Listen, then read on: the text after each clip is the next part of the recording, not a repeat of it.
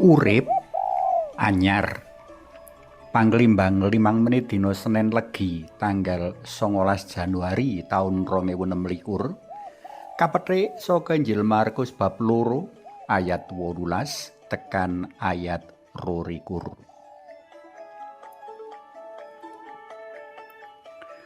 Ora saben wong Katulik ngrasuk agama Katulik wiwit lair.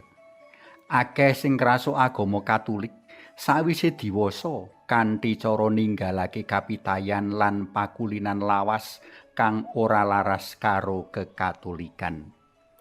Aku dhewe resmi dadi wong Katulik kanthi nampa sakramen baptis sawise ngrampungake wulangan sajroning setahun dek kelas 1 SMP biyen.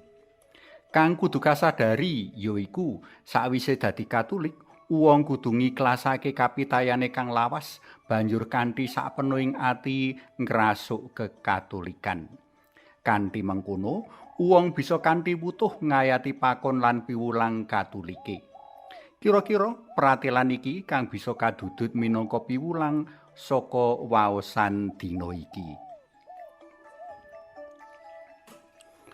Perlune urip sacara anyar minangka pendherek dalem Gusti Yesus kagambarake ing waosan dina iki jroning tembung madai anggur anyar nganggo kanthong kang anyar. Ora bisa anggur anyar diwadahi nganggo kanthong lawas.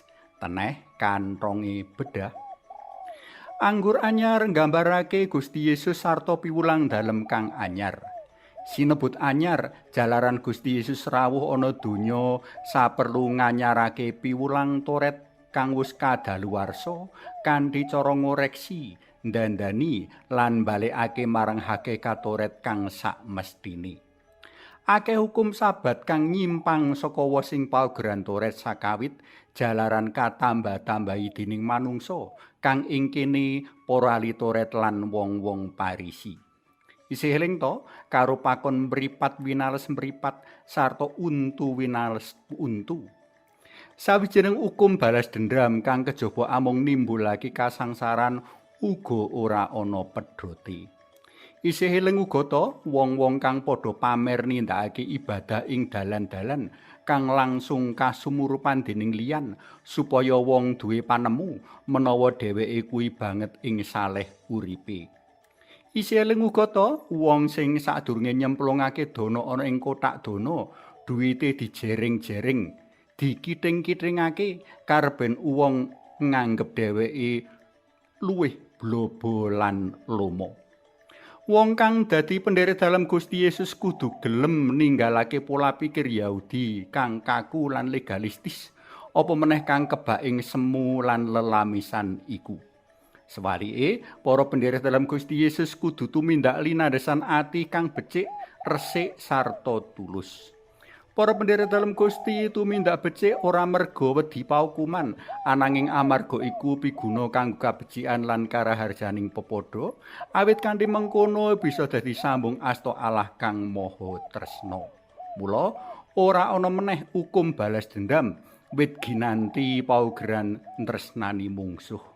Ora ana meneh hukum rajam, wong Allah paring kalodhangan saben manungsa kanggo padha martobat ndandani uripe.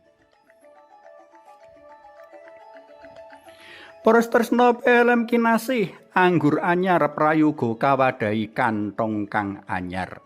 Prayoga katinggalake kayakinan lawas sarta pola pikir lawas kayata wegah rekoso, seneng mitenah kanca, luduk kemaruk, drengki srei, meri, korupsi, seneng pamer, serakah ngangah-angah enggo mburu kasenengan kadonyan umpamane isih ngecakake tindak molimo, amrih berkah dalem Gusti tansaya nyata lan ngrembaka. Kanthi ninggalake kabeh mau, awake dhewe uga bisa dadi luwih nyata anggone nyalurake berkahing Allah kanggo pepadha.